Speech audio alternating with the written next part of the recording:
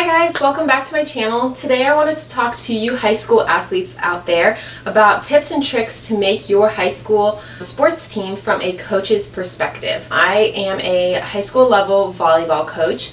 I coached travel this past season and I'll be coaching high school this coming fall. So our team actually has tryouts starting August 5th, so in just a few weeks, and I know a lot of you guys probably have the same timeline. So I wanted to just talk about a few things that coaches look for in athletes that you might not think about off the top of your head. None of these are skill-based, so it's really applicable across all sports.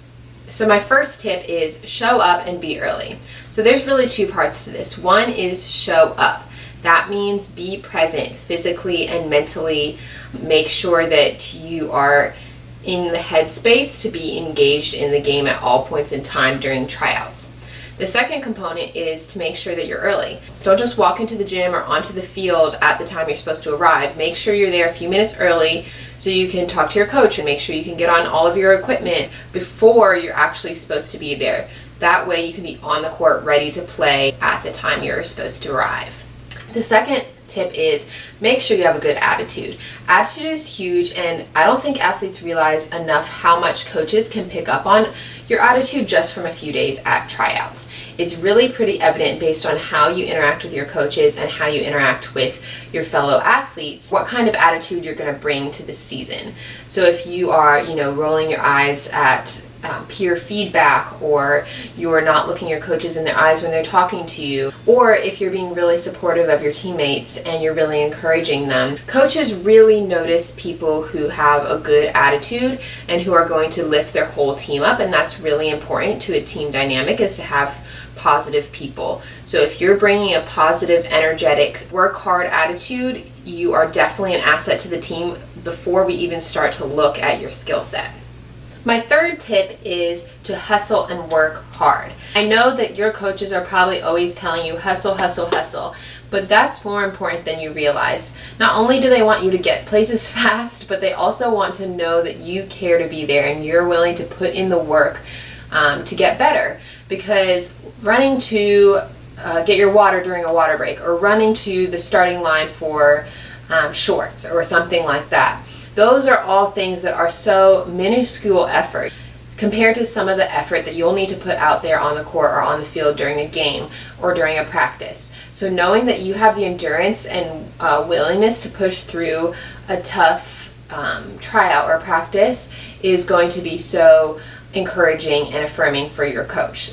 Kind of with that was work hard. Make sure that you're working hard on the court or on the field during tryouts, that you're putting your best effort forward, even if it's way more than your peers are. I know a lot of times when you get to the varsity level especially, people can kind of have this attitude of, oh, I'm going to make the team, it's whatever, and they don't really try that hard, or they just are trying to show off for their peers instead of working their hardest to impress their coaches.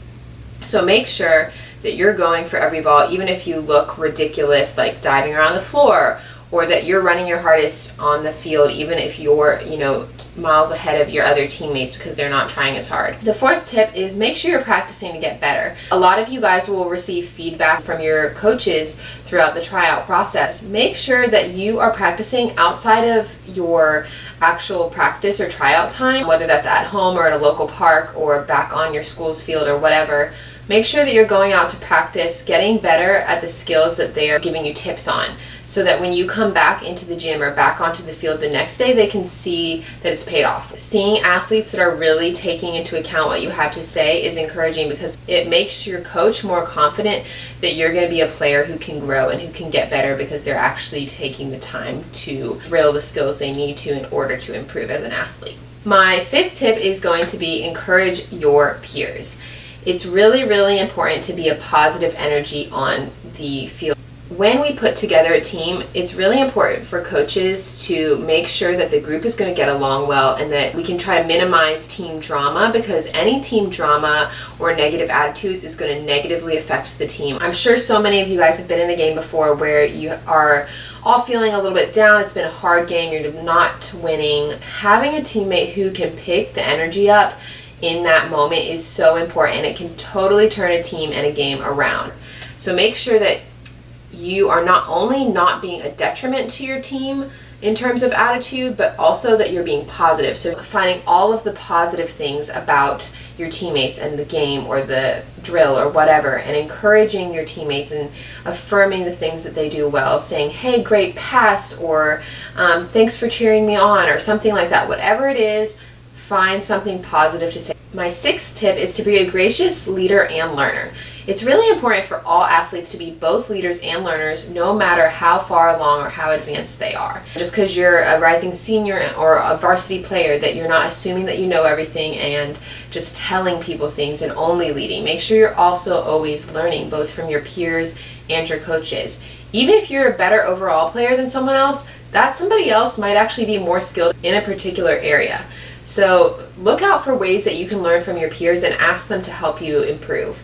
Same with your coaches, because they can always give you tips and tricks for improvement. Additionally, make sure you are leading. Don't be shy. Make sure that you're trying to be a vocal leader on the court or on the field, and step up if no one's volunteering for a certain drill or to start off or to demonstrate, whatever it is, step up and take that spot. It's always encouraging to see a leader, especially a gracious leader and a humble leader. That's something that your coaches can really rely on. The last tip is make sure that you ask how you can improve. Your coaches want to know that you are trying to get better, that you're trying to improve. Because if you're not trying to improve, all the other players who are going to get better, and they're going to surpass you in skill while you're sitting over here being like, I'm the best player right now. Make sure that you are trying to be a better player in the future, and you're doing the work that's needed to be done in order to get there, and that you're asking your coaches for advice. Alright, so that's all the tips and tricks I have for you guys today on how to make your high school sports team. Let me know which one was most helpful for you, or if you have any other tips and tricks, leave them down below so other people can take a look at them. Alright, good luck to all of you guys who are trying out for fall sports in just a few weeks. I will see you in my next video. Bye.